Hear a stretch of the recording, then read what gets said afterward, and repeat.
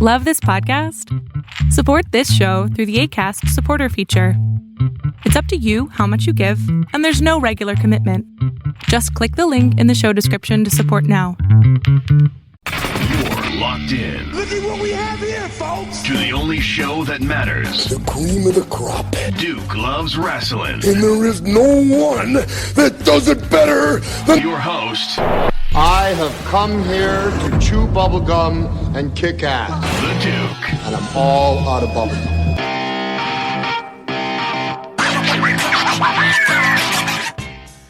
Welcome back to Duke Loves Rasslin, the show about pro wrestling and everything else. What is going on, everybody? I mean, we're talking about Thursday, September 5th, 2019. We are literally in the swing of the fall season. Football is starting back up. The baseball playoffs is knocking on the door. We got NBA basketball, the NHL. Everything is going to be going strong. This is really one of the more exciting times of the entire year. And you know, the pro wrestling content just won't stop. It just won't stop, baby. In fact, the man, the myth, the legend, David McLane, this is the guy who created Glow, and he's also the creator of WoW Superheroes. He is going to be one of our featured guests this week. He's going to be talking about the debut of Season 2 of WoW Superheroes, which is happening this Saturday on Access TV, 8 p.m. Eastern Standard Time. In fact, David is going to break some news exclusive for the Duke Loves Rasslin audience. He's going to break some news that he hasn't told anyone else yet. So stay tuned. It's going to be some fun stuff there. I'll also be going over the top stories in pro wrestling, aka Run the Ropes. In fact, I got a special guest who is going to assist me in discussing the PWI 500, Pro Wrestling Illustrated's list of the top 500 wrestlers in the world. Somebody's going to have to explain themselves in PWI, and I got just the guy to do it. But before we get to any of that, we all know about Maxim Magazine. This is one of the top magazines in the world, and literally the who's who. Some of the most beautiful and interesting people have been on the cover of Maxim Magazine for, since its inception. I found out that Maxim Magazine, they have a big contest going on, okay? They're in search of their next Maxim Magazine cover model. And I also found out that one of you out there are competing to hopefully become the next Maxim Magazine cover model. So I said, you know something? The Rasslin crew, we're very supportive. Let me invite this person to come on, share a little bit of information about herself, and more importantly, let all of you know how you can support her. Okay, we can get this done together here, folks. You know how we do. So without further ado, welcome to the Duke Loves Rasslin podcast. We're talking about the next cover model of Maxim Magazine, Michelle. Michelle, how you doing? I'm great. How are you? I am fantastic. Listen, first and foremost, congratulations. I just checked a little while ago on the website there, and you are number one in your bracket. Thank you so much. I'm pretty excited about it, actually. Yeah, this is pretty crazy because, Maxim Magazine is such a major publication, again, around the world. And the fact that you have entered this contest and you're number one, does it even feel real? It's kind of unbelievable. It just, I'm in a moment of still trying to figure it out, that feeling, but it's a pretty great feeling to start off with. Absolutely. Talk to us about modeling, because, just anyone who takes, and let me tell you something, folks. Let me not even get ahead of myself. First and foremost, while you're listening to this, everybody, I want you to head over to Maxim, so that's MAXIM, CoverGirl. This is all together, CoverGirl.com/vote/free/2019/Michelle. That's MICHELLE-7. And don't worry, if I went too fast, head over to the Duke Loves Rasslin Facebook page, head over to Twitter. I'm going to pin this at the top, the link to this, so you'll be able to find it very easily. But it's free to vote. Please head over there and vote. But take a look at how beautiful Michelle is. I mean, this lady looks like a high fashion model from like the glory years of high fashion models. I mean, she is just an impressive person here. So tell us about your modeling journey. How long have you been modeling for? I've been on and off since I was 19. Just really started off when I was young, and funny story, I actually used to train myself in my room and lock myself in a room, turn my music on really high, stand in a mirror, and just learn how to do the runway until I learned it. That's what started it. You know, it's funny, too, because a lot of pro wrestlers talk about the fact that when they were younger, they used to pick up their siblings or their dolls and toss them around and things of that nature. You locked yourself in your room, you put on the music, and you were strutting your stuff, huh? I was strutting my stuff, absolutely. So you've been doing it at a young age, and now, if I'm not mistaken, in addition to the modeling thing, which is something that you're passionate about, there's also something else you're passionate about. And in fact, you know, over at the Maxim link there to becoming the next cover model, you talk about the fact that if you win the grand prize, you're going to put money portion of the grand prize towards your education. You're actually studying and you're involved with the medical field, right? I am, yes. I am currently studying to be, I'm on the path to potentially be either a CRNA, which is a nurse anesthetist, or a anesthesiologist. But I'm on a journey right now to see where it takes me in some sort of medicine, to say the least, yeah. So talk to us about being involved in medicine, because this is pretty interesting. This is a field that the focus is to help others. Yeah, why is absolutely. that something that you're so interested in? It's just something that I've genuinely been interested in over the years. My dad is a scientist, and he was a little bit of motivation on a science side of things. And then I've always just been really great with people.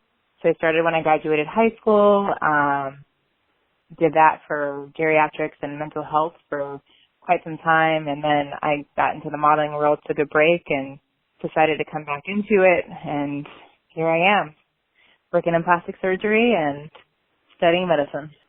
That's interesting. That's a heck of a journey, actually. I mean, she's in the medical field by day, and she can be modeling by night there. Have you ever experienced being in a position where you needed help from folks in the medical field, and talk to us about that and how that's affected your desire to help others? I've dealt with things medically myself. Like I said before, I've always been interested in medical, but I think it came to a point in this last year with a lot of heartache and a lot of scares that I really have a certain passion for helping others, in the sense that I think I learned from my own experiences, dealing with potential of having cancer and having some severe nerve damage. And thank God I don't. I just have a tear in my spine, which is healing fantastically. I'm super thankful. But I think with that being said, it's given me a whole new meaning to wanting to help people on a completely different level that it's really hard to explain, but it's just something that I am really thriving for at this point. That's pretty awesome there. And thank you. It's commendable because, geez, you know, somebody who is dealing with potentially having cancer and you know, even though you found out it's a tear in your spine, which is still concerning in its own right. Mm-hmm. The fact that you've been going through this journey and things have significantly improved, and now you want to give back by somehow being involved in the medical field, that's some commendable stuff there. Thank you. I look forward to getting this journey of medical school done and being in it. Absolutely. So. And that's why, so this Maxim thing could really help out with that, huh? Absolutely. I mean, it's an opportunity to move forward and something that I've always in my life wanted to do. Absolutely. And it also helps on the other side be able to help me move to another direction of something that I've always wanted to do on a completely different level. So it definitely benefits in both cases for sure. So talk to us about the voting process here. So, because I know that it's free. Let me say that again, everyone. It is free. The only thing you're giving up is the few seconds that it takes to go and click on the link and vote for Michelle. The voting is open right now, and it's going to close on Monday. Is that correct? It is going to close too on Monday. Also, it is free, which is fantastic, but we also trying to reach out to the Wounded Warrior charity, and you can go ahead and just press the button for that, and then however amount that you want to donate to that Wounded Warrior program, that amount of votes go to me as well. So it's a good way to help other people out as we're helping me out too. Jeez, you just don't stop with this whole concept of helping others. It's a big thing. Utilizing your platform in order to do that, that's pretty awesome. Thank you. Shout out to the Wounded Warriors organization. That's definitely an organization that I've done some work with, and together we've helped out homeless veterans here in the Boston area. So anybody who is awesome. doing something with them, that's commendable. I definitely tip my hat to you. That's cool. Thank you. Thank you. So, right back at you. Oh, thank you. Thank you. So the first round of voting here closes on Monday. Mm-hmm. When you make it past that first round, then they're going to let us know, and they'll open it back up for the next round. Is that correct? I believe that's how it works. So we're in groups right now, and I'm not sure how many groups there are, but I'm assuming that we'll know here shortly the next step. So I will keep you updated. Wow. Well, let me tell you something. I'm excited about it. I know that we did put up a post the other day where we put the link up on Duke's Rasslin Crew's Facebook page and Twitter, and I'm happy to say that there's been an abundance of response thus far. It's legitimately the most popular post that we had, so that's pretty cool. That's how excited everyone is about helping you out with this goal of yours. So everybody else listening, if you haven't seen it on the Facebook or Twitter page yet, I encourage you, head over to MaximCoverGirl.com/vote/free/2019/Michelle-7. Again, it's on the Facebook page, it's on the Twitter. Vote for Michelle, please. Let's get her to the next round. And then I'm going to challenge you on something, Michelle. Okay. I would like you to come back when you make it to the next round and give us an update. And we'll continue to just go through this journey with you. We want to see you go all the way to the top until you finally make it on that cover of Maxim magazine. And even more importantly, we want to see you make it in the medical field and continue to do what you do, which is give back and help others. Absolutely, and thank you. I look forward to moving forward, and I thank everybody for their support. It's genuinely, truly appreciated. How cool is that? Huh? I'm telling you, and listen, I tell you up front, folks, I really appreciate all the support that you have provided for everyone who has so far. You've been voting, and Michelle has been doing very well. She's been in the 1, 2, 3 slot, going back and forth. That's because, everybody has support. But the fact that the Duke Loves Rasslin audience has stepped up to the plate and has lent support to the effort, it's really a big deal. And I just found out that you're allowed to vote once every 24 hours. So even if you've already, you can give a donation for Wounded Warriors, and definitely encourage everybody, if you haven't, please at least consider doing that. But just to vote one time, it's for free. And you can do that once every 24 hours. So if you head over to the Duke Loves Rasslin Facebook page or the Twitter page, you'll see the link on the main post. You'll see the link in the comments, or you can just see I'll be posting every day about this thing. Let's help Michelle, one of the Duke Loves Rasslin, Duke's Rasslin Crew members. Let's help Michelle get on the cover of Maxim magazine. That would be just incredible if we could help make that happen. I'll tell you right now, boy. And in fact, something? I'm so pumped up. Let's just get right to it. Let's go into the top stories in the world of professional wrestling, because there is just some great stuff, man. We'll start with, Bayley. We're talking about the SmackDown Women's Champion. She shocked the world when she did the one thing we've been begging for how long now?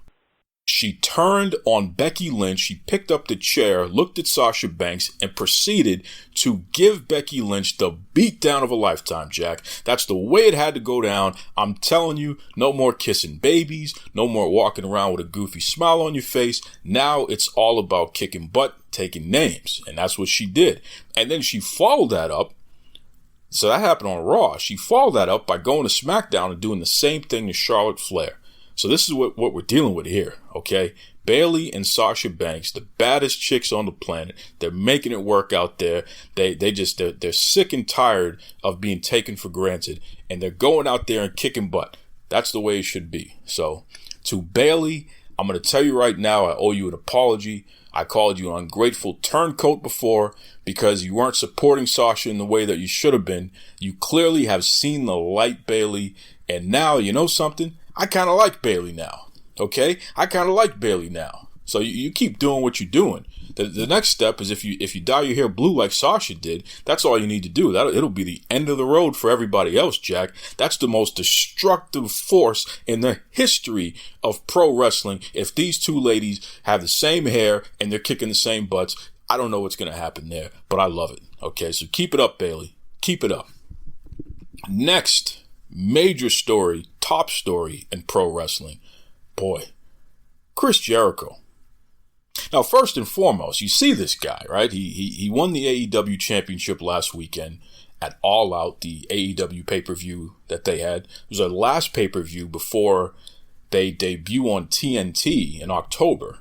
You know, their weekly television program, Wednesdays at 8 p.m. Eastern Standard Time.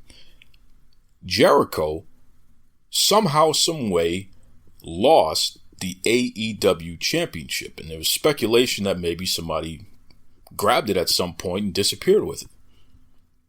Now, this allegedly is a real thing here. In fact, there's a whole police report with the Tallahassee PD in Florida, folks. So this is not a joke. Somebody made that belt disappear. Okay, so there was an open investigation and what have you. Somehow, some way, they found the belt. The thing is worth $30,000. They found the AEW championship. But, you know, Jericho was too busy drinking a little bit of the bubbly. He was having too much fun drinking that champagne. And the belt disappeared. So somebody's got to talk to him about that. He's got to get his act together, man. If your champion is too busy drinking the bubbly and he's not focusing on the most precious prize in your company, something's wrong there. I don't know. But I'm glad they found the belt. And you know, just for everybody who's been asking, I would hate to believe that the folks at AEW would falsify a police report for a wrestling angle. So I'm going to err on the side that this is all real. They really misplaced the belt, or possibly somebody really stole it and they really got it back. Okay. It would be just a shame if we find out that this was all made up, because I'm pretty sure there's going to be a pretty stiff fine and possible jail time for anybody who would make something like that up and falsify a police report using that concept. I don't think that's the case. I think this is all real. And I'm glad they found the championship, because that's a lot of money. $30,000. Some people don't even make $30,000 in a year. So you don't want that to just walk away on you. But Jericho, come on, man. Protect that championship. Jeez. Speaking of Jericho, this guy's gone viral all over again, because he cut a promo after he won the championship and he was backstage, and at one point he saw some champagne and he goes, "Oh, a little bit of the bubbly," which is a line from Dumb and Dumber. Jim Carrey delivered that line originally for folks, you trivia folks out there. But folks, it was funny. I mean, I even laughed at it pretty hard. So people started making memes and they started making videos and things of that nature, and it's gone viral. So if you look up the hashtag "a little bit of the bubbly," you'll see just some really cool stuff. And of course, Jericho's encouraging everybody to keep that train going. This guy is like a genius, man. I mean, the same guy who gets the scarf over and he gets the pen, you know, you just made the list, all that stuff. Now he's getting over just saying a little bit of the bubbly and drinking shit. At one point, there was a video where he poured himself a glass of champagne And then he proceeded to drink champagne out of the bottle instead of drinking it out of the glass. It's like, what the heck? This guy is just on another planet. But it's all entertaining. It's all fun. I enjoy Chris Jericho. I'm a Chris Jericho fan. I've watched his entire career, going back to 93, what have you.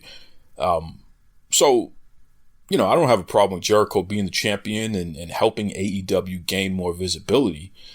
I just don't understand why AEW took a WWE guy and beat their two non-WWE guys in order to be their first champion. It seems like it goes against what they were originally marketing. I don't think it's a bad idea, but it still comes back to my original point, folks, and I'm going to keep beating the drum on this. Deliver what you market, right? If you're going to tell me you're going to give me a Whopper, then give me a Whopper. Don't give me a hot dog, right? Right? And I like hot dogs. But if I walk into your establishment because you told me you enticed me with the Whopper, then give me the Whopper. If Adam Page was champion or Kenny Omega was champion or Sonny Kiss was champion, that would be very nice. Jericho being champion, it makes a lot of logical sense, but that's not what you marketed. That's for another day. And listen, if there's any listeners out there who want to debate this, and in fact, if anyone from AEW wants to have a conversation about this, Cody, Brandy, Tony Khan, Jericho, whatever, you're welcome to come on the show. It's okay. I don't mind. I know you guys are going to be in town in a couple weeks. We can have that conversation then if you want. But I just, I'm going to hold you accountable. Deliver what you market. With that said, I love the Jericho stuff going on. I love the little bit of bubbly, all that. Just give me more of that. Give me more. That's right. Now, for the top story going on in pro wrestling. Well, wait a second. Breaking news here. Ric Flair is threatening to sue WWE. Flair is so frustrated over the WWE making merchandise and making money off of the phrase "the man," which Becky Lynch has been throwing around a lot. Flair is going to trademark "the man" and then sue. That's ugly. And he said that even his daughter, Charlotte Flair, she's upset with him over this, but he feels like he needs to take care of the people who took care of him when he almost died because of his health complications. So, WWE should give him a piece of the action on this whole "the man" stuff. I don't know where this is going to go. I don't know if I necessarily agree with Rick's way about doing things here, especially considering he could be jeopardizing his future opportunities with WWE. But hey, man, if this is what you feel you need to do, then go all out, and I guess that's what he's doing. So we'll have to wait and see how this shakes. He doesn't have the man trademarked, although he does have to be the man, you have to beat the man. He has that phrase trademarked. And there's no doubt Ric Flair has been calling himself the man for decades. So I understand where he's coming from. I just don't know if he's going to win that round. Is he going to sue Aloe Black? Is he going to sue Public Enemy? Or, I don't know. Remember that song, "Who's the Man"? It's from a movie soundtrack. For a movie? I don't know. So we'll have to wait and see what happens here. Aloe Black had the song, "I'm the man, I'm the man, I'm the man." I don't know. We'll see what happens there. But Ric Flair is he was on TMZ cutting a promo basically about the fact that he's suing everybody. So we'll see what happens there. But I don't know if I'm going to bet against Ric Flair. I don't want to be on Ric Flair's bad side, especially lately, because he will get online and make a video cussing you out. So just keep that in mind. My good friend Vincent Kenny McMahon, if you need the Duke to mediate this situation, just let me know. I have no problem with being the guy in the middle. Bring you and Rick together and let's settle this thing. That's right. That's right. Now, the number one story in pro wrestling, and it's still going on here, this PWI 500. And I'm very frustrated with this PWI 500, as you all know, because that punk Seth Rollins is number one. So I reached out to PWI, and in particular, my good friend, Uncle Harry, as I like to call him, okay? We're going to get to the bottom of this, and we're going to get to the bottom of this right now. I got Harry on the line right now. Stay tuned. Hello, everybody. This is Harry Burkett with this edition of Harry Loves Rasslin. And I just want to announce the number one person in the PWI 500 as put together by the editors of Pro Wrestling Illustrated. Number one this year is Seth Rollins. And you know something, Harry Burkett? I'm gonna tell you something right now, okay? And I call you Uncle Harry because you're like part of the family here. But I got to tell you, I personally feel that you and the entire crew over there at Pro Wrestling Illustrated, legitimately my favorite wrestling magazine of all time, the PWI 500, the one edition, other than the old almanac, the one edition that I look forward to the most. I feel like I'm personally being assaulted because once again, you put somebody as the number one wrestler who is literally one of my arch nemesis. And I'm talking about that no-good Seth Rollins. I can't believe you put Seth Rollins as number one in the PWI 500. Harry, what are you doing to me, man? Wow.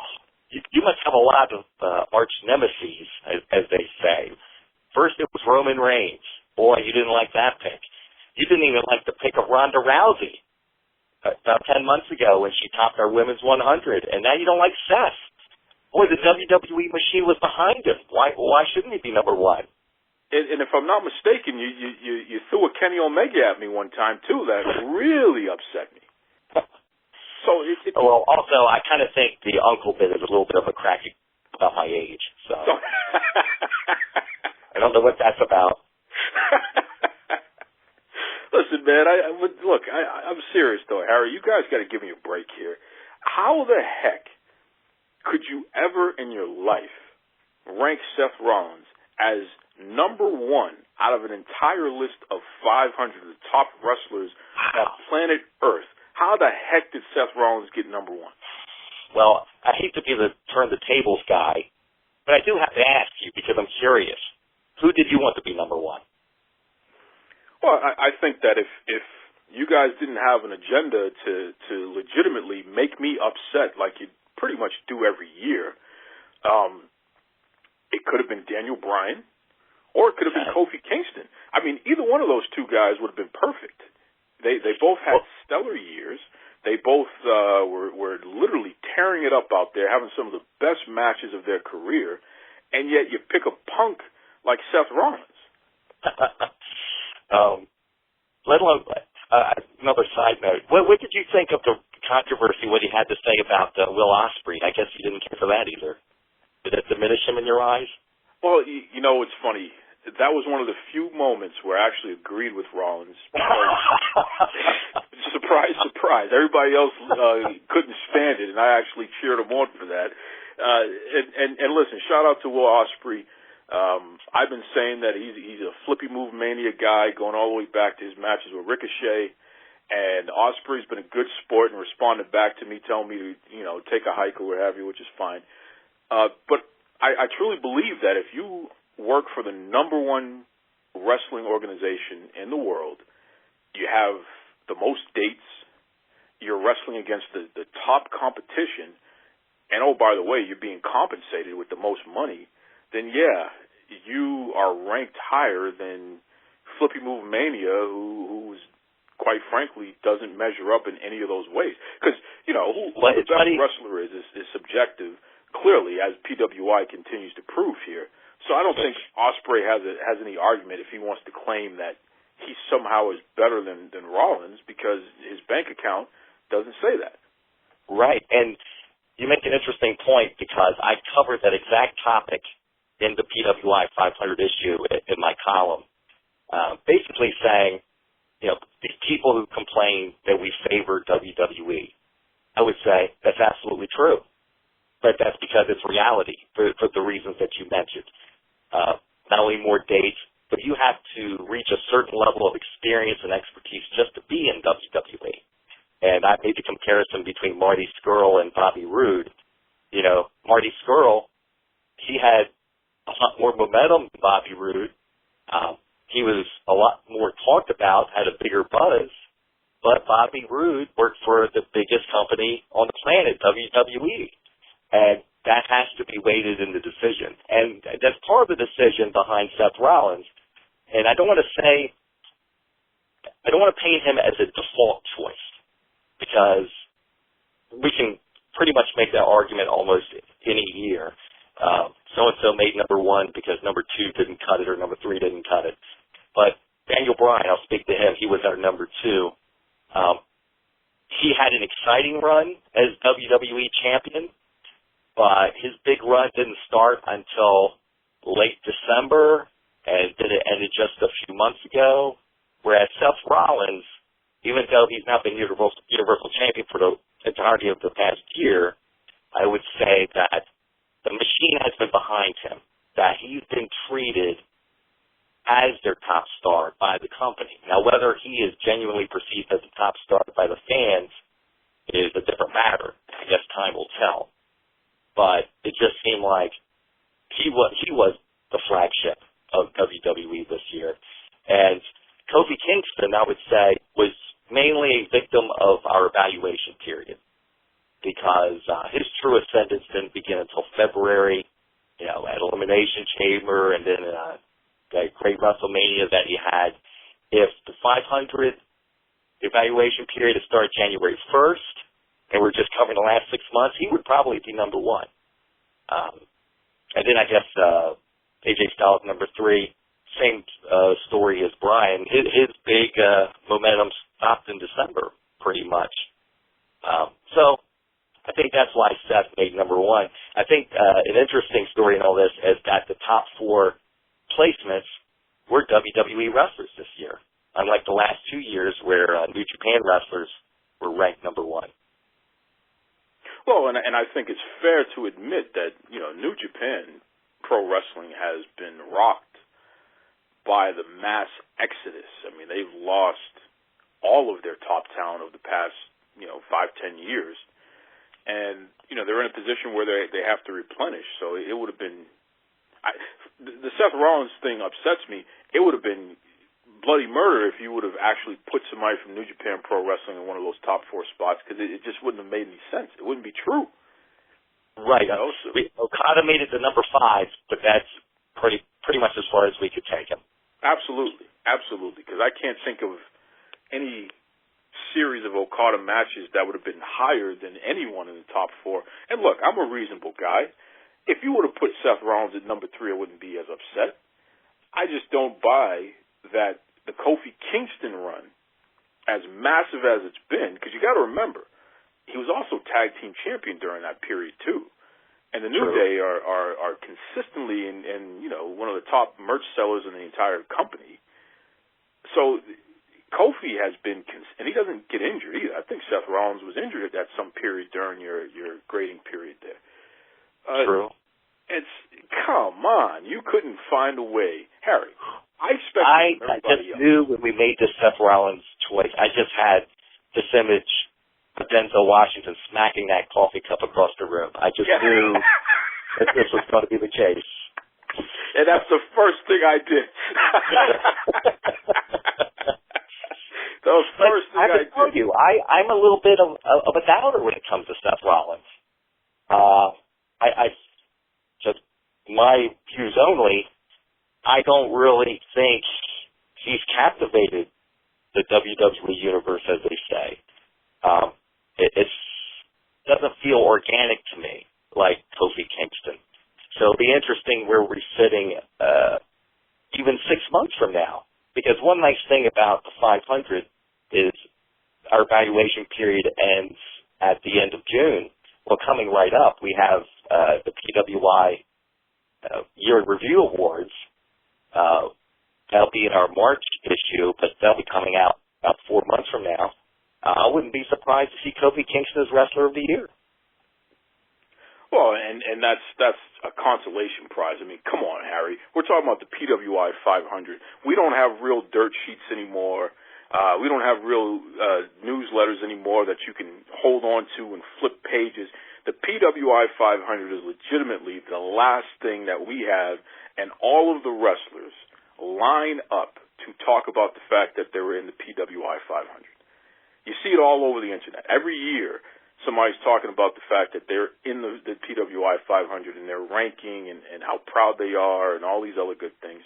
I just feel like And I want to publicly apologize. This is official, folks. First time doing this, by the way. This is an exclusive. I want to publicly apologize to both Daniel Bryan and Kofi Kingston because people at PWI have made it their mission to stir me up every year. They have robbed you of your earned distinctions and being number one this year in the PWI 500. Wow. That's what happened. That's what happened. It's about me, okay? It's and you know, here Daniel Bryan is something who was just recently, still a suspect in an attempted murder. Well, this is because Roman Reigns is my other arch nemesis, so of course Daniel Bryan is carrying out my bidding. I mean, what do you expect? Here's a few points. What do you expect was going to happen? You know, and I'm going to tell you right now, Harry, because like you said, you have the women's 100 coming up. That's going to be, when is that being released officially? That'll be 2 months from now. I don't have the exact date. I would say the newsstand date would be, I'm just guessing, September, probably toward the end of November. Okay, so at least, you know, hopefully by Christmas, New Year's time, we're going to have the PWI Women's 100, top 100 women in pro wrestling. I'm going to tell you right now, Harry Burkett, there will be an abundance of Denzel Washington slapping that coffee cup if Becky Lynch is number one in the PWI 500. No. Okay. You could put Santina Marella as number one. I don't care who you put as number one. It cannot be that no-good Becky Lynch. You got to promise me, Harry, that you're going to do everything in your power to make sure it's not Becky Lynch. I guess you jumped off your sofa just cheering when Bayley pulled her number this week.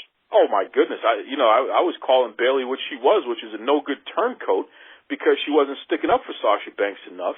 And I'm. You know, again, it's about me, Harry. I'm pretty sure that she noticed and she didn't want to upset me any further, so she decided to do the right thing. And get on your good side. That's it. And she attacked that no-good Becky Lynch, and it was, as you could hear from the crowd, it was the right decision to make. Yeah. At least for the first few minutes, the crowd was eating it up. I didn't hear hardly any boos, at least at the beginning. And when she followed it up by doing something similar to Charlotte, it was pretty much the same thing. You know, the crowd, they were into it, man. Clearly they're all about this boss and hug connection. Now here's the question. Is Bayley a heel or is she a babyface? Ooh. I guess we still don't know. We don't know if this is going to take or not. We've been down this road before. Right? Could you call somebody a heel if everyone's cheering for them? Huh? Right. So it gets a little interesting there. But, you know, getting back to see, here it is, because women's wrestling... I'm trying to get you off topic. I know, and I told you, you know, we have our good man David McLane from Wild Superheroes. Women's wrestling is definitely something that is the main topic going on right now. But with the PWI 500, Seth Rollins being number one was very disappointing. It was very disappointing. And I think that, you know, a guy like Kofi Kingston is probably going to call you up and have some words for you, Harry. Oh, I hope not. Yeah, and look, he doesn't mess around, man. So that's not going to be pretty. So, what about some of these other folks in the top 10? Okay. I mean, how did you arrive to these conclusions here? Just from a general standpoint. Trying to look at the other names we haven't mentioned. Johnny Gargano. He's definitely a good representative at NXT. Sure, yeah. Sure. Now, I see Roman Reigns here. Now, I'm sure you don't want him anywhere near the top 10, but don't you think he received his rightful humbling by just being number 7? Are you kidding me? A guy, now, how, during your period where you were ranking this, how much time did Roman Reigns miss during that period? Well, he missed quite a bit of time. He missed quite a bit of time, and yet he's still in the top 10. That's got to be the biggest slap in the face to everybody. Well, I hate to bring up another sort of topic, but there is precedent for this. You know, sort of. Ronda Rousey being number one in the women's 100, and you complained that she didn't wrestle enough matches. You ever notice that I complain about the right things? You ever notice that, Harry? Right. You know, I have my finger on the pulse. Really sticks. I never forget it. Yeah, seriously. I do give you credit for that much. You absolutely pay attention to my crazy ramblings about these things, and you do commit it to memory. But I think you want to know why I do? I'm going to give you a reason. I may not agree with you on issues of rankings, but I do respect you for your resistance of groupthink. One thing I would mention is it's very fashionable to be beating up on WWE all the time, not creatives, and particularly about the ratings. But a point that you've made several times is it's unfair to judge WWE by the standard of ratings from years ago when they're still in the top 5, sometimes number 1 in the cable ratings for Monday night. Everything's relative, and they're still beating out most other cable shows. You just can't fight that tide, and you have to look at all the other revenue streams they have that they didn't have before. So you just have to have a balanced look. So I respect your willingness to look at things a little more deeply than a lot of people do. I see. You're buttering me up now, Harry. I am a little bit. I have to get that in there because I've never said that before. But I'm just getting it across, and sometimes even put the numbers up to prove it, which I appreciate. Well, and listen, I appreciate the fact that, number one, I'm actually flattered by the fact that you pay that much attention to what I'm putting out there. That's a tremendous honor, especially from somebody like yourself, Harry Burkett, who legitimately, you're a big deal in pro wrestling, especially representing PWI, which is the standard in pro wrestling magazines and has been for my lifetime. But yeah, I want to elevate the conversation when we talk about how we look at what a successful wrestling brand and company is, and when they're not being successful, when they're stumbling and what have you. And if we can't be honest about how to measure things, it can't just be about, well, that's my favorite and that's not my favorite. If you don't have tangible measurables, anyone who's ever worked in business understands that word, measurables. These are things that no matter what you say or do, the proof is in the pudding. If we don't have that, then the conversation is just subjective. It's not a fact. And it is a fact, like you said, WWE is consistently in the top 5 on cable TV. You know, with Raw and SmackDown's consistently in the top 10. It's usually right around 7 or higher. That's not a failure. Well, and I have to say, as far as in-ring product, I'm probably more in line of being a fan of New Japan, Ring of Honor, will be of AEW. But the numbers don't lie. The success doesn't lie. And many times I feel that both pundits and fans hold WWE to an enormously high standard. You know, and we both remember how the TV product was, say, 25, 30 years ago. I think if you lived to that experience of just being lucky to get a feature match, and now you're seeing 3 hours of action-packed Raw, and they're delivering main-event quality matches, and they're doing that how many times a week? It's just incredible what they pull off. And when you compare it to any other media company, like WWE Network is like prime example. Every media analyst, especially every financial analyst, said that model would not work, that they would cannibalize their own profits. But they're past 1.5 million subscribers, and that was their goal. And they turned out to be correct. I don't hear a lot of people saying, oh, I was wrong way back then. Not at all. In fact, what you'll hear them say is, well, that's not that much, and it should be higher. And, you know, everyone's an expert, yet they've never been in that position. You know, they have multi-billion-dollar entertainment, worldwide entertainment, publicly traded companies that they're in charge of, and literally the smallest piece of bad press could affect your stock prices. I mean, come on. You know, it's a tightrope. Yeah, it's a tightrope, and somehow, some way, they've managed to not only stay alive, but they're thriving. I mean, if you're bringing in more revenue in 2019 than you ever did in the history of your company, in the history of the industry, why would you ever dramatically change anything that you're doing as far as the product is concerned? Why would you do it? Right. You just have to have perspective. Yeah. It's not all about last night's numbers. Absolutely. Agreed. But in terms of, you're not gonna, and Vince McMahon said it best, we're not going back to blood and guts. It's a PG program, and we do have more room where we can be a little bit more realistic and do some things. We haven't even touched the line yet, but we're not going to leave PG because look at all this money we're making. Like, what? Yeah, right, absolutely. Who is this? Like, why would you stop? So that's interesting that you're paying attention to that, though, Harry. I do appreciate that, and I'm going to keep that going. And I think that a lot of times folks forget.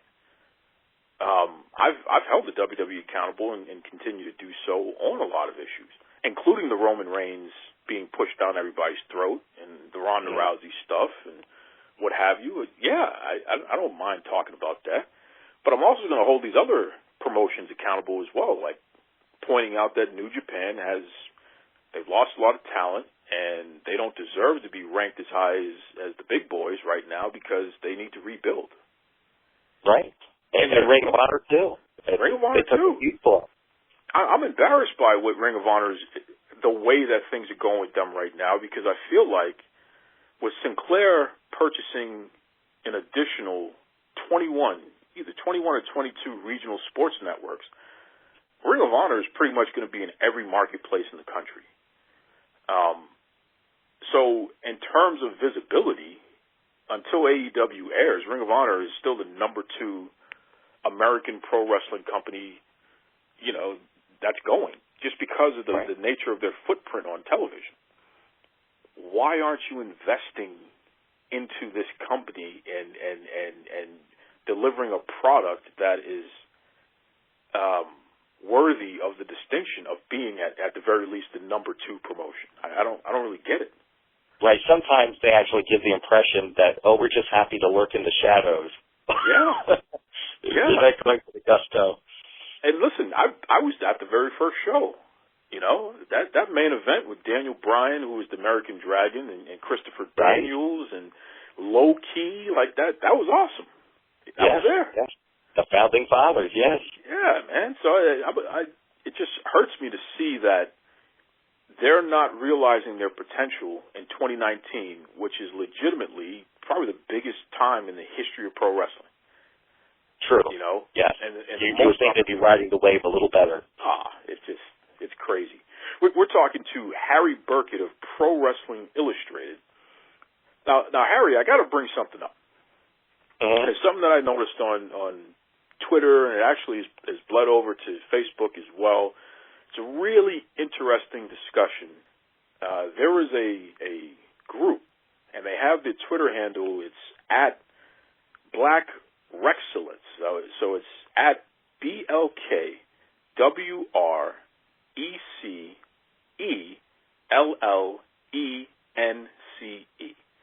Black Rexcellence. I think that's a take on the word excellence. The idea here is that the PWI 500 came out. So this is a list of the top 500 pro wrestlers in the world. The concern is there were like less than 35 black pro wrestlers on this list of the top 500 wrestlers. There was significant discussion surrounding that. Where are all the black wrestlers? I know this one, I know that one, I know this one. And that discussion spawned into a list. They compiled a list, and I'm actually looking at it right now. There's at least 239 names on this list. And these are all black pro wrestlers who are out there. Of course, most of them are in the indie scene and what have you. But folks chimed in and got very passionate about this and saying, they missed this one, and they missed that one, and they missed this one. Talk to me about something here, Harry, in terms of how Pro Wrestling Illustrated compiled this list and the PWI 500. And what's your initial response, you personally, to a controversy like this? Well, just speaking for myself, I wasn't aware of this list until you mentioned it to me here, which may betray my blind spot, that I didn't realize this conversation was going on. And I haven't been privy to every 500 meeting, so it is possible the other editors and writers have discussed this, but to my knowledge, this was not part of the conversation when we put together the PWI 500 this year. Now, I guess the larger answer to your question, you were asking how the list is put together. Just to give you a little bit of history, I would say for many years, probably the first 15 years of the 500, the information that we got on individual wrestlers was very promoter-driven. It was promoters across the country sending us packages and dossiers and folders and black and white glossies of all their top stars, and they would also let us know, okay, these are the wrestlers we're pushing, these are the ones we feel are talented, and these are the ones who we think will be big in the future. So that was of great assistance to us. Now, we're into the internet age. We don't have promoters sending us material anymore, and that's fine, because we have YouTube and we have information out there, streaming services. We're able to see matches from everybody in the country, which creates a little more legwork for us. I would say that Dan Murphy and Al Castle, they're the other senior writers. They do the lion's share of that. I've been where I assist in typing up the bios. So this has not been a conversation that we've had, but now that you bring it to my attention, I'm sure it's something we will talk about.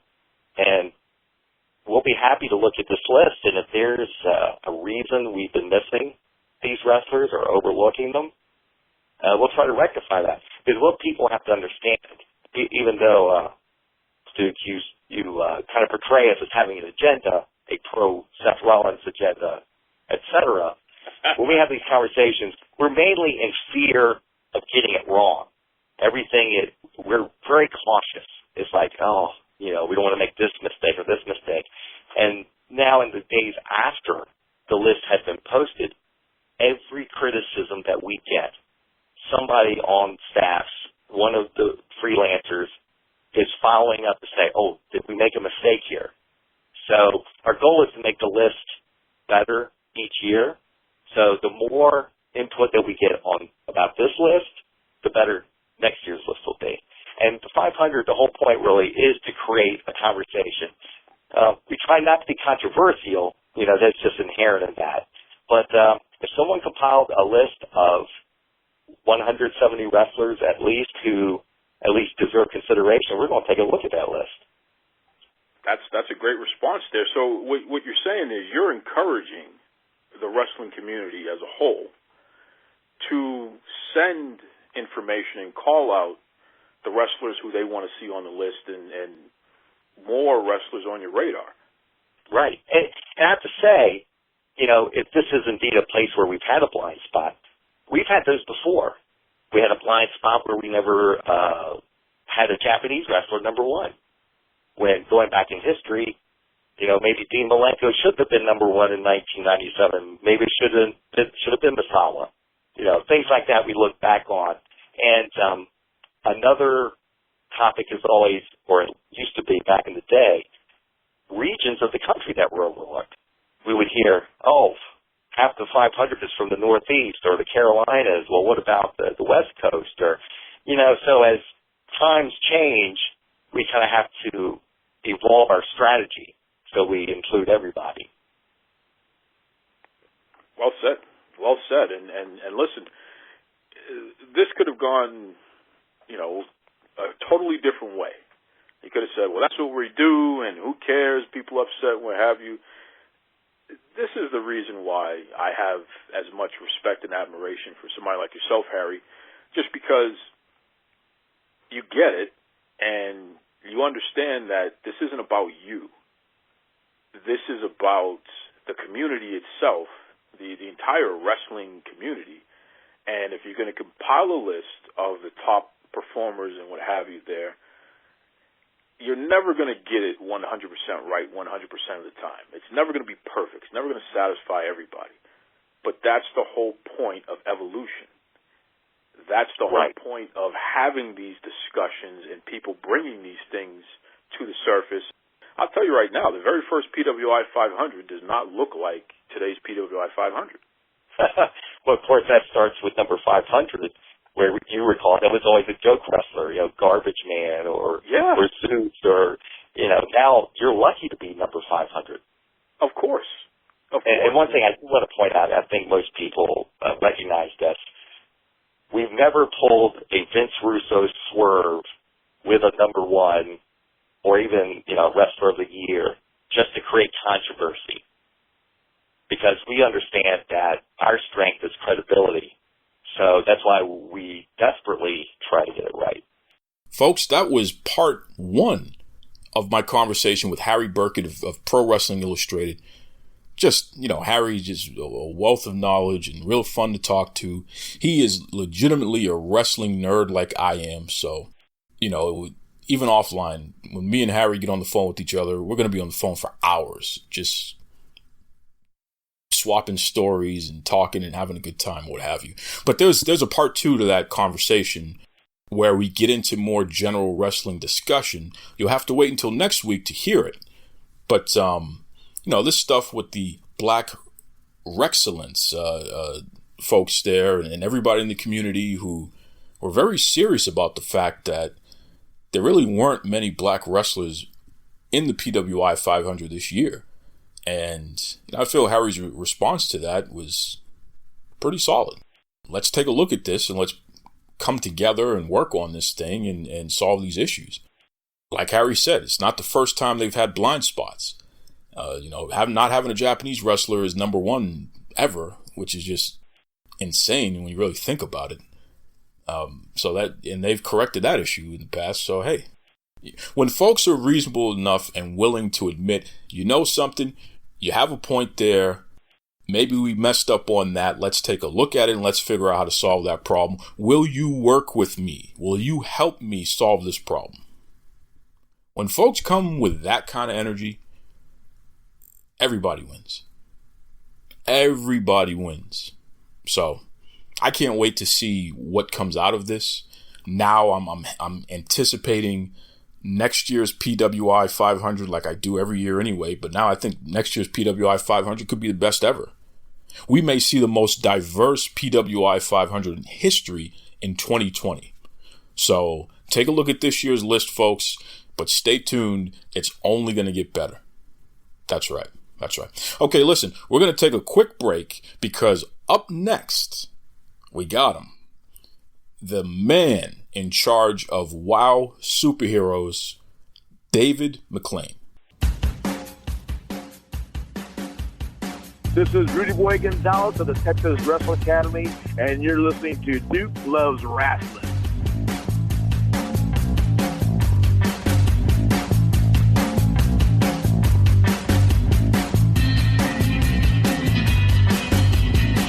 On behalf of the entire wrestling world, and I mean, goodness gracious, I'm going to have to contain myself here because, like I told you folks, this is literally one of my heroes in the history of pro wrestling. Welcome to the Duke Loves Wrestling podcast, the creator of WOW Superheroes. He's also the commentator. He's like the Swiss Army knife. He does it all. The one, the only Mr. David McLane. How are you, David? Duke, thanks for having me here. So good to be with all your listeners and participating today. And I tell you, it's going to be a WOW Women of Wrestling weekend on Access TV. I just found out, Duke, they're starting at 12 noon and going all day with WOW. I mean, it's going to be a Saturday Slamathon. You're the first guy to know other than me. I literally found out just minutes ago that it's all showing on Saturday leading up to the 8 p.m. Eastern debut of Season 2 on Access TV. Woo, it's going to be a heck of a Saturday. So I'm happy to be on with you, Duke, and your listeners. So it's my pleasure, and thanks for your kind words. That is incredible. So again, this is going to be a slamathon, not a marathon, a slamathon, where they're legitimately slamathon. Because after us, they've got New Japan Wrestling on right after our debut episode. That's right. That's right. So Access TV is the place to be this Saturday. DirecTV, Dish TV. I don't know all the other networks that it's available on, but your local cable stations. Absolutely. And again, this is season 2 of WoW Superheroes, Saturday, September 7th. Now, season 2 debuts at 8 p.m. Eastern Standard Time, but throughout the entire day, starting at 12 noon, they're going to be showing you what happened during season 1, leading you right into season 2. This is incredible.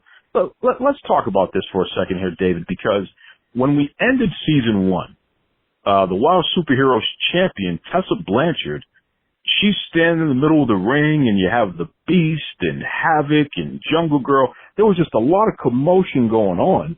What can we expect with season 2? Well, as you all know, and you're exactly right, Duke, season 1, Tessa Blanchard came to WoW Women of Wrestling for our debut on Access TV, and she was gunning for the championship. She wanted the WoW championship. She wanted to add WoW to her prestigious reign of having all the championships around her waist. And you know, she just won first American ever in the history of wrestling to win the championship, Reina, whatever, I don't speak Spanish, but championship in Mexico. So she's the first American to win that. But back to WoW, she came to WoW to become the champion. She did it. She was the champion and the first person in over 18 years to pin Jungle Girl's shoulders to the mat and host the championship. But she had a little help, I might add, from the Beast. But that said, Tessa now in season 2 that debuts Saturday night, this Saturday, the 7th, she has got the target on her back. And you're right, Havoc, the Monster of Madness, who many people may see in Impact Wrestling, is going after Tessa big time.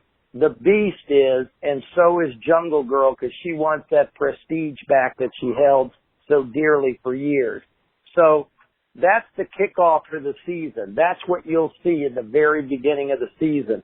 But for your wrestling historian, your listeners that love your programming and show, Duke, that want to see a little nostalgia, there is a feature piece in the WoW debut this Saturday on Access for the Tag Team Championship belts of women's wrestling.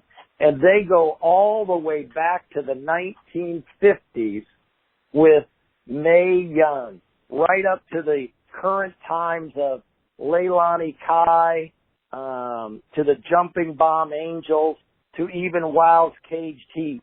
And that's something I know fans are really going to enjoy, seeing a feature on the Tag Team Championship history of women's wrestling. So it's a big night this Saturday. It's got something for the nostalgia, something for the WoW fans, and something for anyone that hasn't even seen WoW before. So not only do we have the women's championship division, but now we're talking about the tag team championship division. This is another layer that you're adding to the mix here in WoW Superheroes. That is incredible, because you definitely have a lot of talented ladies in that promotion there.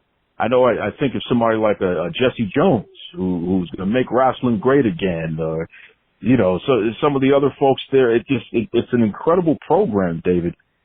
Well, Duke, as many of your listeners may know, you know, I've been in wrestling since I was 13 years old. I had a vision to see the best women's wrestling presented in the world. I started Glow Gorgeous Ladies of Wrestling in the 80s. Lisa Moretti was my ideal person to become a champion and become a superstar in the industry, and she moved on and went to WWE under the name of Ivory and became a 2-time champ, and is held out as one of the great athletes of WWE.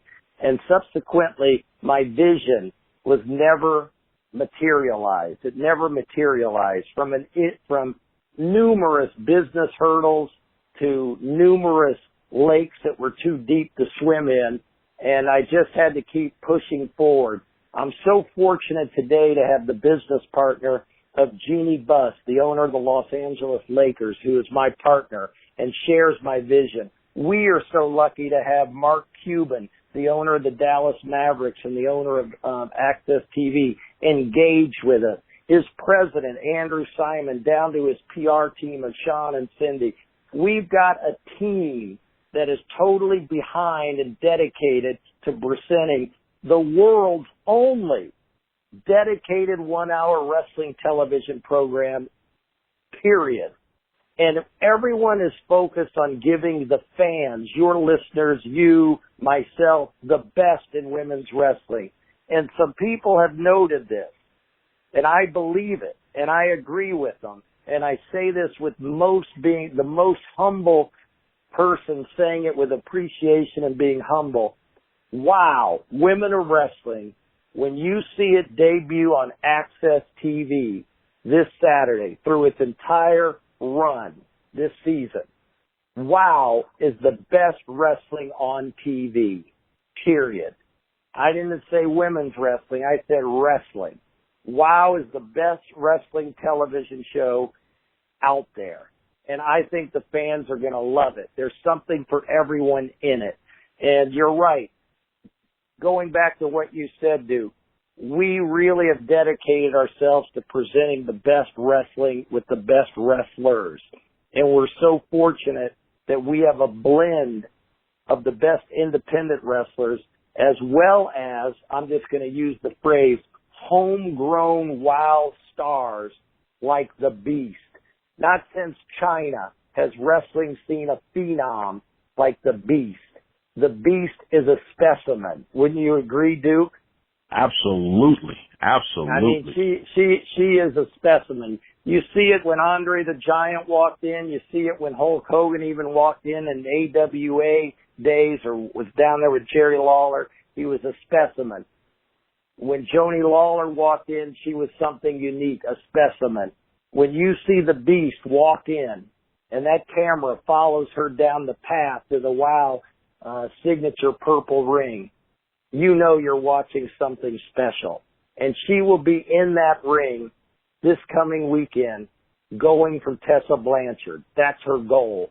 And it's all going to unfold in front of our eyes on this Access TV series every Saturday night on Access, 8 o'clock Eastern. It's going to be great. And we've picked up, several wrestlers that wrestle independently, several that wrestle with Impact Wrestling, and the WOW superheroes that have been trained in the WOW Training Center in Long Beach, California. It's the only dedicated all-female wrestling training facility in the entire world. Another first. And I make that a point because we have two wrestlers coming in, one from Europe and one from Japan, and I think one from Canada. And they're all participating in this upcoming seasons of WOW Women of Wrestling. And how can we continue without noting, the fact that we've been so blessed to have Tessa Blanchard, who's just proven that she's one of the best, if not the best in the industry. And she became to WOW not through her last name Blanchard, but because of the person she is, my meeting her and her facilitating herself in this industry to become the best. And now we're blessed again to have another legacy name of professional wrestling join WOW, and that being Piper. Roddy Piper's daughter, Teal Piper, has joined WOW and will be featured in the WOW Women of Wrestling. And we're really lucky to have that, to have the legacy of those two performers in WOW.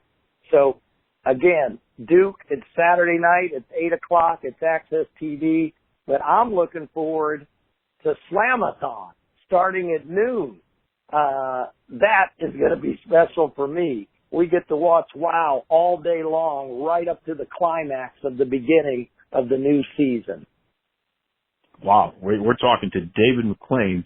This is the creator of WOW Superheroes. Now, David, you're a guy who, as you stated, you created Glow, gorgeous ladies of wrestling, which, on a personal note, and I have to tell you this, David, growing up, it was very difficult to find women's wrestling on TV. And Glow was the first program dedicated to women's wrestling, and that was something that you made happen there, and you really fed our appetites as fans who wanted to see the ladies mix it up and what have you. So it's really interesting to see you continue that legacy on with WOW Superheroes. Let me ask you a question here, Dave. Why women's wrestling? What makes you so passionate, not just about pro wrestling, but about the women's wrestling in particular, that you wanted to deliver this to the world? Once again, no genius idea, no sitting up in bed and, having a genius idea. I was fortunate enough to be in wrestling since the age of 13, selling photographs from Indianapolis to Cincinnati to Detroit to Chicago to St. Louis with my buddy Scotty Romer in Indianapolis. And we got to go on the road and ride in the ring truck and go to state fairs and see wrestling in little armories across the Midwest. And I recognized and saw, Sandy Partlow, even Wendy Richter later on, Debbie Combs, some of the lady professional wrestlers at that time, and they just weren't treated nicely, to put it, conservatively. And I asked why, and I was told they're just the girl wrestlers. They're just the girl wrestlers. And it's not, and it was just organic. It was just organic. There's no thinking until I got older, and I just said that isn't right. They need a shot. They're working as hard. They're driving as far. Why can't they be given an opportunity? And I was told no one was interested. No one was interested. Well, I was the announcer for Dick the Bruiser, and we were in the arena, and it was Cowboy Bob Orton Jr. against Dick the Bruiser for the main event. And the previous match before that was Princess Jasmine, an African-American wrestler from Chicago who'd had a factory job, against Candy Devine, who's from Tennessee. Anyone from that era of Jerry Jarrett down there knows her. Well, they wrestled and they tore the house up that night. And I said to the crowd, how would you like to see a main event between Candy Devine and Princess Jasmine, and we'll put them in a cage match and have the first women's cage match of all time? The crowd went wild, dude. I went downstairs and I told the Bruiser we're going to start a women's wrestling division, and he told me I was absolutely insane and nobody was going to watch it. It was a popcorn match, and I better get my brain on right and don't ever put the women on before him again, because they're going to outshine them. And that is where the start of Some Smarts came in, because that is where I said, screw it. These women have worked hard. I've seen them not treated correctly, but now a marketing brain clicked in, and I said women should have a league of their own. And that was before Penny Marshall created the fabulous movie, A League of Their Own, for the baseball. Yeah. Way before. Yeah. Oh, yeah. So, with that, we put up posters out in the gymnasiums. I was told I was a weirdo and a nut. I came to California. Derek Barton, who's still the manager of the Gold's Gym today in Venice Beach, the most recognized Gold's Gym in the entire country, I cold called them. I said I'd like to do a casting call. I got this idea to do this women's wrestling. I didn't even have the name yet. And 500 people showed up. I went there and did a casting, and I said, we got to put them in a gym and train them. I flew back to Indy. I sat on my mom's couch, and I said, what are we going to call them? What are we going to call them? How are we going to differentiate them? I had no clue that there was a word called branding. I don't know what the word branding meant. It's just like today I didn't know what the word digital meant 3 years ago. And I just said we got to call them something different. And it's got to be colorful, it's got to be big, it's got to be bold, and it's got to be sexy, and it's got to be fun. And boom, the name came up, the Gorgeous Ladies of Wrestling. And it was born right on my couch, my mom's couch in Indianapolis. And that was the name. Flew out to L.A., we trained them.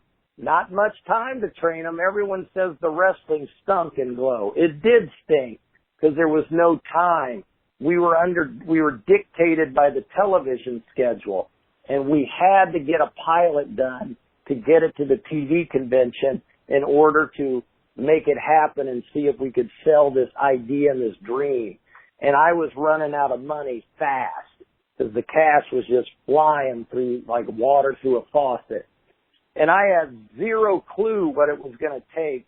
And I met two great people in LA who, one was the distributor, one became the creative mind and the genius behind much of the fun stuff in Glow, the director, Matt Simber. And they led me to a gentleman that owned the Riviera Hotel. We put a deal together and Glow was off and running. Then I sold it. Went in and worked for ESPN for 17, 18 years. And Jeannie Buss from the Lakers came to me and she said, we got to bring WOW. We got to do WOW, Women of Wrestling. And subsequently, a big credit is owed to Jeannie Buss of the Lakers for flying to Vegas, sitting with me and telling me, let's do WOW, Women of Wrestling. It's time for women's wrestling.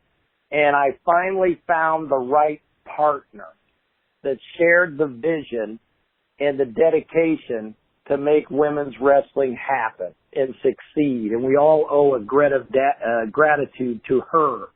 And this is way before anybody said there's an attitude, a revolution, an evolution, any of this marketing branding. Jeannie Buss had the vision and we made it happen. And believe me, just because she got involved, it wasn't an easy sell and it still isn't. We need you, we need the fans, we need everyone telling the cable systems you're watching it, you're enjoying it, you want more of it. Because if you don't hear from the fans, nothing lasts.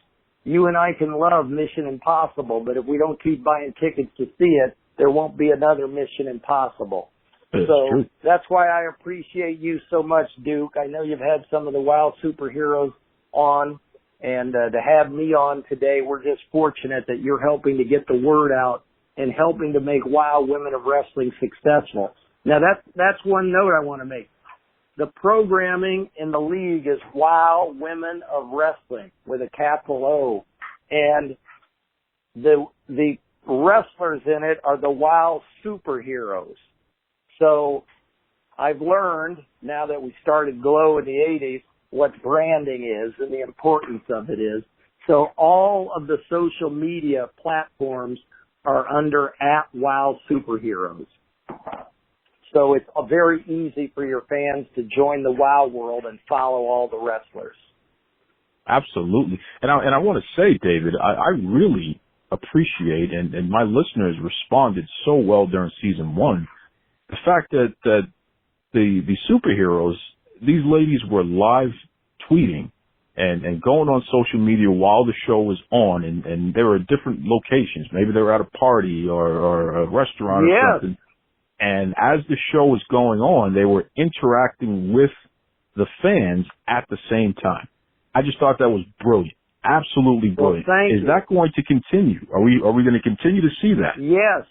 This Saturday night, during the broadcast, Samantha Smart, who manages the disciplinarian, who's from Florida, who's not only the disciplinarian in the ring, she's also a 6th grade school teacher in the District of Florida, and she carries a smart ruler with her that's a paddle, and she's going to keep these kids that are on social media and smoking these little, whatever they're called with that, vaping.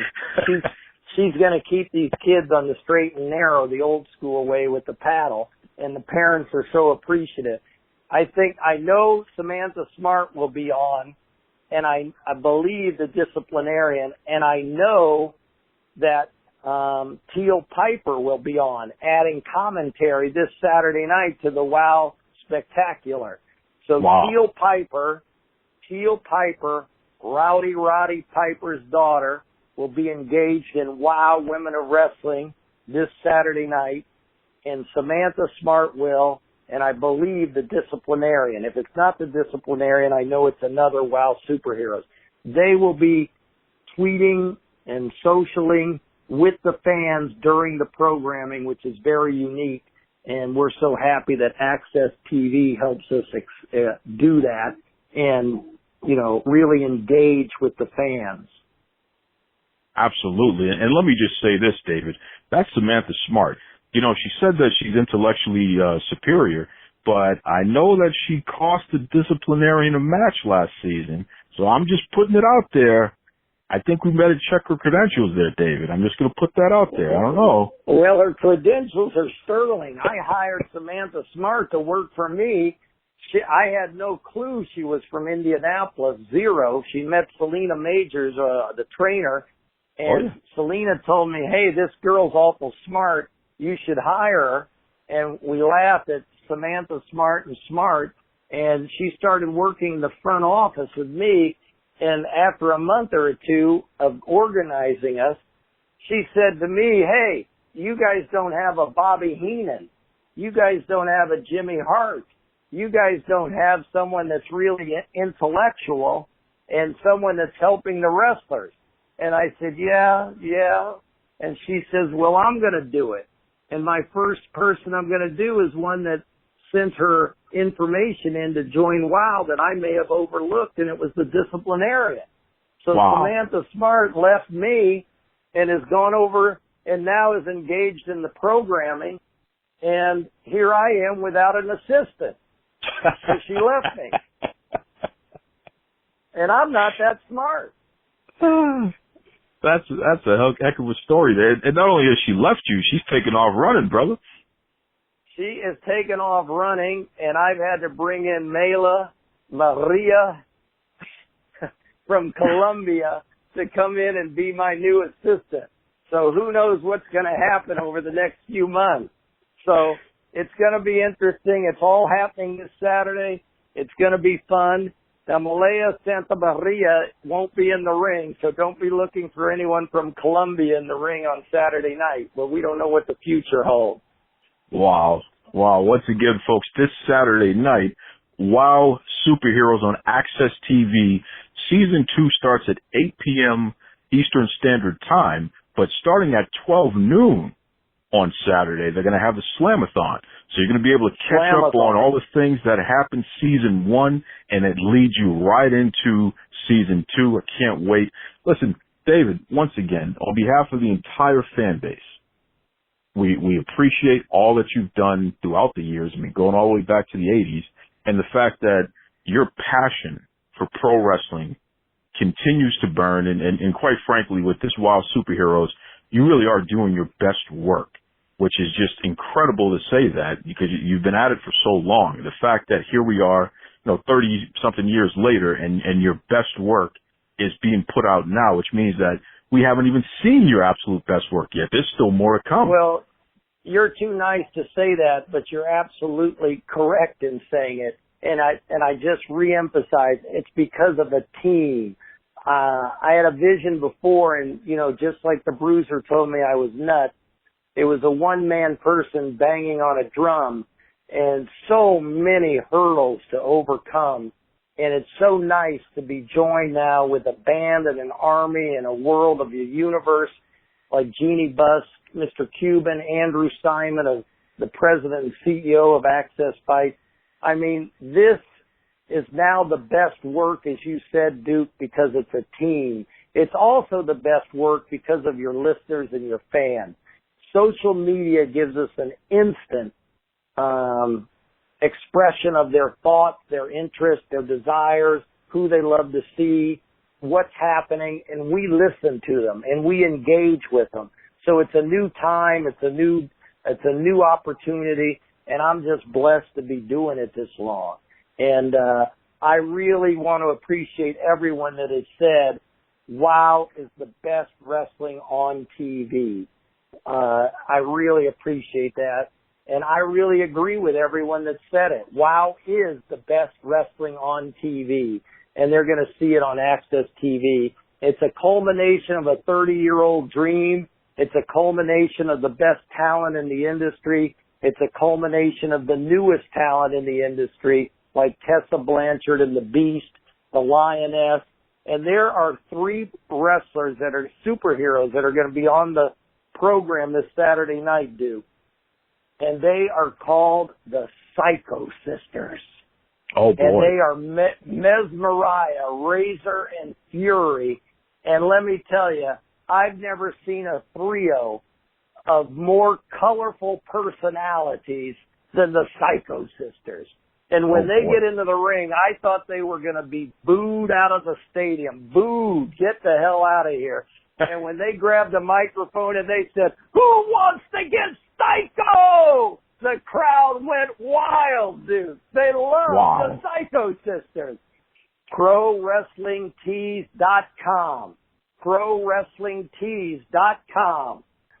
Ryan Barkin, who owns it, everybody should check out their website. They've got a big Saturday's event in celebration of Access TV's WOW debut.